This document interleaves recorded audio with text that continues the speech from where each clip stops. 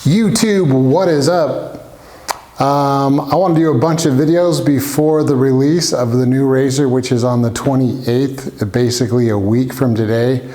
And one of the videos I want to do, I've had a ton of people ask me about the parts that I've used and where I got them and kind of what it costs. And I thought it'd be fun to do a rundown of every part, what I paid for it, and kind of what it costs to get your Turbo S, or this will probably go for most side-by-sides. You're gonna need the same type of stuff. So I thought I'd go over all the stuff I've done to get it ready for Best in the Desert Rally Sportsman. So if you can get your car ready for basically rally spec, it's gonna pass all of your local race tech stuff too. So it's a good starting point. This is not like Pro UTV is another level. It's even more money. It's a lot more custom stuff. But yeah, I thought it'd be fun to just, what does it cost to get your razor ready to race? So the first thing you need to do is you need to pick a machine. I picked the Turbo S. I think, it can be any machine that has a VIN number, basically. It's gotta be a production class to race Rally Sportsman. So you could do your Arctic Cat, your Yamaha, a Honda, a Can-Am, or a Polaris. Polaris hooked me up, and I'm really glad I went with the Polaris because I think it's probably the easiest one to make fast and make reliable. So I'm really stoked. So a new Polaris, they're probably going to be on sale with the new ones coming out, and already you can probably get them a little cheaper, but just for the sake of this video, I'm just going to go retail prices. So a new Polaris Turbo S Dynamics is about 28 grand. It's a great platform. These things are tough. You can do a 2 or a 4-seater. 4-seater is going to be more money. I've loved the 2-seater. I think a 4-seat car would be good in certain circumstances, but I really liked how nimble the razor's been, and it's just been fun, fast, cool machine. So yeah, I think if I was building one, it'd be a Can-Am or Polaris, and I'm glad I got my Polaris. It's been the best machine that I've ever owned. Let's see. So for Rally Sportsman, you cannot change the frame, the engine, the transmission, basically the drivetrain, the way the seats are put in there, the suspension pickup points. You have to leave it like basically stock. You can like revalve and tune your suspension. You can change your arms, but it has to maintain like stock basic width and length and all those things, so you can't get too crazy on it. So the first thing you're going to need is going to be a good cage, and CageWorks they have really good packages. You can either weld it yourself or buy one done with the roof, powder coated, all ready to go. So this one I did the cheap way, and I had a good buddy that helped me weld it up, and it still ended up costing me probably 1,500 bucks, but you can buy the cage completely done, powder coated, ready to go. It's about 2,200 bucks. You got to buy the Baja Spec race cage. They sell 2 cages. They sell a Super Shorty and then the Baja Spec. You definitely want the Baja Spec. It's the one that's race legal, and it's got some more height, depending on how tall you are. I mean, even with me getting a seat as low as I can, I'm pretty close to the height of the cage. And it's all V'd out. So it's got 6 points it ties in, 1, 2, and then 3 in the back on each side. So I've been super happy with it. It's a great cage. The next big thing is a set of bead locks. So you have to run, unfortunately the Turbo S did not come with bead locks, so you're gonna need a good set of bead locks and a nice tire setup. So these are Method 405 wheels, I believe. It's a 15-inch rim. And I'll link everything for you guys in the description. And then I've got a Tenzer Desert Series race tire. I went with the Method Tenzers. They're actually the same company. I've just always loved Method wheels. They're sick, they look cool.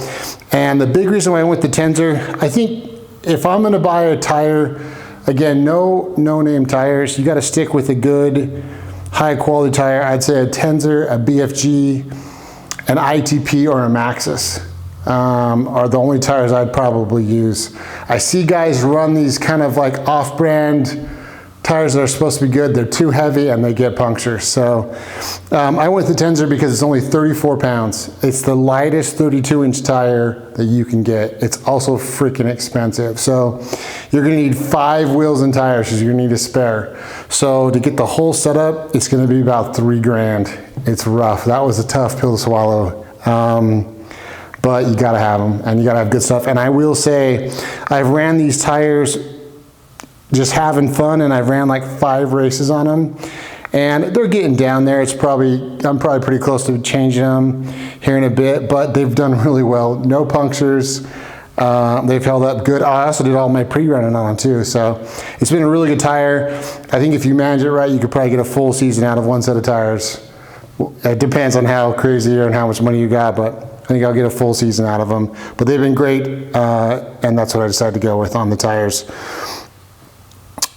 So you got to do full door. So you need a full door. This is a Polaris metal door.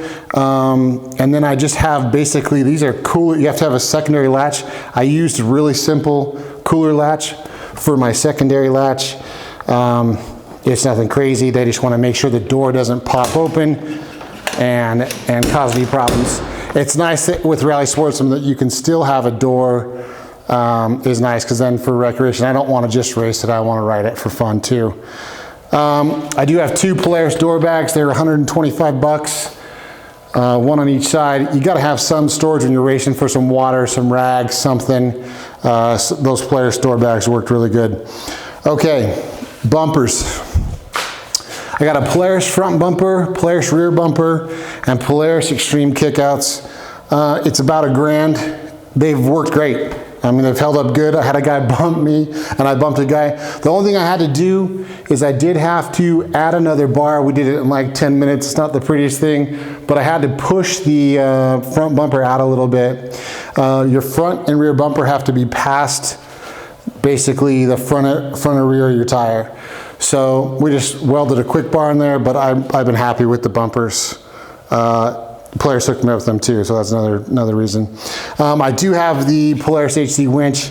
You don't need that to race. It's on here, it's 900 bucks. I love it for like every day. It's probably dumb to have the extra weight while I'm racing, but I think it's pretty cool. Chase lights and controller. So to race, best in this for Sportsman, you have to have 1 chase light is all. You have to have a KC Hilites blue light. It's like a regulation one. I think it's just over 100 bucks for that light. And then I added 2 rigid lights with a controller. So the whole chase light setup is somewhere around 700 bucks. And I love it. I love the rigid lights and I love the controller. It has several different features, which I've already showed you guys on them, but I've been super happy with those chase lights. Let's see. Okay, Smb.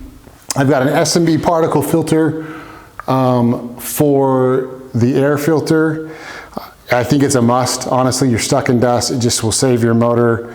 I love Smb products. I have no affiliation with them, but they just make good stuff, and I would totally go for them. I have a rugged, that's about 400 bucks. I have a rugged air pumper.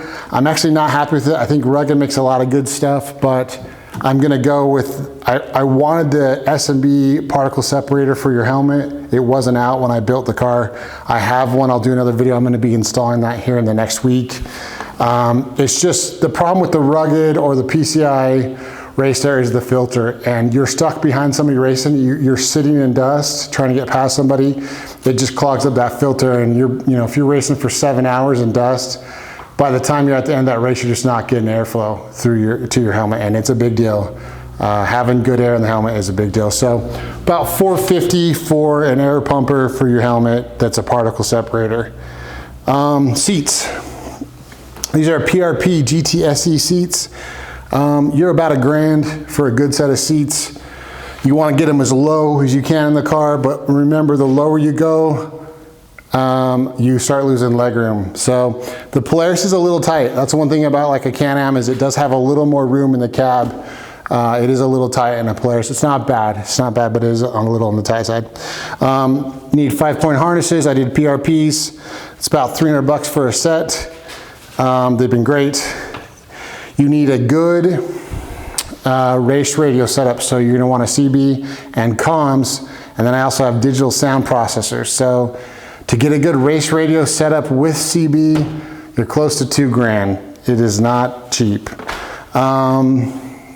You're gonna need a spare tire carrier. I guess you don't have to have it, but I would recommend having a spare tire carrier. I went with the CageWorks spare tire carrier, and I think it is awesome. It's worked really well, no rattles, it's been sweet. I've never had to change a tire luckily, but I really like their design, and I would highly recommend it. You gotta have 2 fire extinguishers. So when I went to Tech my first race, I only had 1. They're like, you have to have 2. I bought another one. So I've got 2 fire extinguishers, 1 on each of these pillars. That is regulation. Let's see, number plates. Oh, and that's, let's say $400 for the fire extinguishers. Number plates, about $100. You have to have a number plate on each side of the vehicle. You have to have something in the front and something in the rear. I just did simple stickers in the front and rear, and then I got my number plates. They're from Mayer USA. And then I did brmoffroad.com, did my graphics. They just bolt into these filters. They worked out great. Let's see. Here's a big one. I did Cognito heavy duty suspension. So front A-arms, rear trailing arms. It's not a must. A Turbo S's suspension is pretty good. I bent one of my arms going pretty hard on the Turbo S, but honestly, you can get by without changing the whole suspension. I just did it just cause it just gives you a little more durability. If you hit a big rock, it's not gonna bend that. You can just take a hit a little bit more. If I was gonna try to go cheaper on the suspension, cause this was $4 grand for the whole Cognito setup, I would just buy the Cognito top front arms. I think the lower arms, as long as you're not pounding rocks, are strong enough. It's the top arm that I actually flattened out from a G out. So, I don't know, anyways, I splurged on the Cognito suspension. I'm super happy with it. It's good stuff. Those guys make really good stuff. Axles, I ran stock axles. You can probably run a race or something in stock axles, but they're gonna wear out. They're just not gonna handle the race damage that you're gonna get on them. So these are Super ATV Rhino axles. It's about $900 to $1,000 for a set of axles. I've been really happy with them. I've done several races on them. They feel like they're like perfect. A ton of races use them, and it's because they work.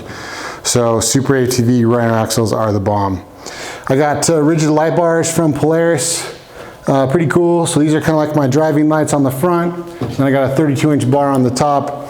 You're about $1 grand for light bars.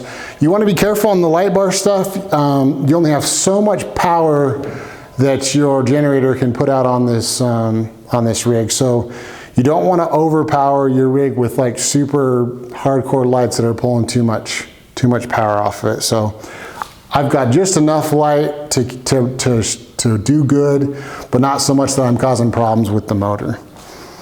Let's see. BRP Moto mirrors, my buddy at BRP Moto. You'll probably want a good set of mirrors. I think these are like 120 bucks. Lead nav setup, I don't have it on my machine, but basically it's an iPad. You gotta pay for a subscription. You've got an airplane GPS sensor. This is good up to 1,000 miles. It's the dual satellite sensor, 1,000 miles an hour, which obviously you're not gonna go, but super accurate with the lead nav. I've been happy with it. You gotta make sure you have a good power source for the lead nav. That iPad on full brightness during the day, it takes a lot of battery. But yeah, it's a nice setup, and you're probably about 1,500 bucks on that. You can go with a Garmin or a Lowrance or something else, but I went with the lead nav, and it's about 1,500 bucks. Shock tuning, so again, not a must, but I would highly recommend it. I had my buddy Matt at Desert Speed go over my suspension. We've got a dual rate spring setup. He's revalved everything. He set my ride height, all my preload. The car is amazing. The first race that I ran with my suspension, it was way too low. I was hitting all the ruts, and it really slowed me down. This last race, I could totally tell the ride height. I was just going right over the big rocks, and it was awesome. So not something you have to do, but I would highly recommend it. My Hmf exhaust, again, not something you have to do, But I did notice a difference. The first time I used the exhaust was in the UTV World Champs, and there was a couple times I was pulling with a similar equipped Turbo S, and I feel like it gave me an edge. You can't change your tuning when you're racing in Rally Sportsman, but you can put an exhaust on, and I feel like it gave me that 5 extra horsepower, and I got past some people, and it was pretty rad. So I love my Hmf exhaust. I've got my Rock Blocks mud flaps on here. Definitely, again, not a must, but I really like them. They really helped out a lot, keep my rig clean and keep mud out of my cab. So those are about 350 bucks. $2 grand total of all this stuff, and like I said, I will link everything for you guys, of $51,195. Now, you can definitely, you don't have to do all those things. You can do a lot of stuff yourself. You still have to put it all together too. You can do a lot of stuff yourself, save yourself some money, but 45, 50 grand to build a Sportsman car, you know, you're probably, man, these guys building the pro cars are probably closer to 60 to 80,000 bucks on a pro car, but it is a freaking blast. I'm really glad that I got the opportunity and I got some help building this thing. I've got some people that hooked me up, and it made it a little bit easier, definitely financially, to do. But it's been awesome. This car has never let me down on any races. Pretty crazy that we've got a new one coming in a week. The Turbo S has just been badass. Let me know if you guys have any questions. I'll make sure and link all the stuff. I'm going to try to do a bunch of videos this week and just have some fun before the release. I'm going to try to go out and ride tomorrow, so that should be cool. But anyways, guys, I appreciate you. Hopefully that helps. If anybody's thinking about racing Rally Sportsman or any of your local races, you know, all these things will get you set up in the right way. And there's some things that you need, some things you don't. But there you go, guys. Thanks. Please like and subscribe, and I'll see you on the next one.